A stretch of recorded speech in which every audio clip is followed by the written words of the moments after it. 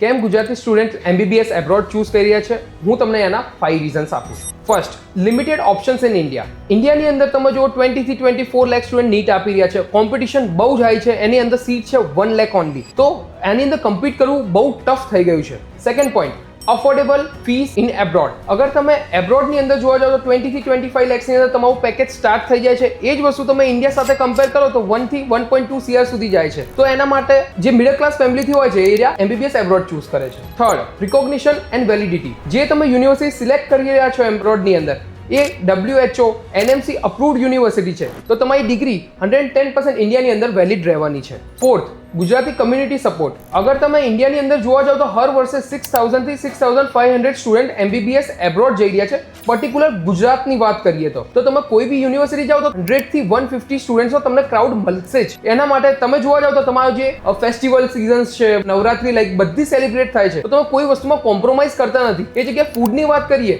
જે જગ્યાએ 100 થી 150 સ્ટુડન્ટ જાય છે તો ઓલરેડી ત્યાં ગુજરાતી મેસ બી હોય છે. Fifth and the most important point, safety અને કમ્ફર્ટ. જે પેરેન્ટ્સ માટે બહુ જ ઇમ્પોર્ટન્ટ હોય છે કે કોઈ બી બાળક જઈ રહ્યો છે તો એ એટલીસ્ટ સેફ અને કમ્ફર્ટ ફીલ કરે છે કે નહીં. તો એના માટે ડોક્ટર હાઉસ શું કરે છે કે જે બી યુનિવર્સિટીમાં બાળક જઈ રહ્યો છે ત્યાં આપણો એક માણસ હોય છે કે 24/7 ત્યાં ગાર્ડ્સ અવેલેબલ હોય છે. તો પેરેન્ટ્સે કંઈ બી હોય તો તમે એમને ડાયરેક્ટ કોલ કરી શકો છો અને પૂછી શકો છો. તો તમારો જે આ પોઈન્ટ છે સેફટી અને કન્સર્નનો, એ તમે એકદમ ફીલ ટુ ફ્રી થાઓ કે કોઈ વાંધો છે નહીં તમને.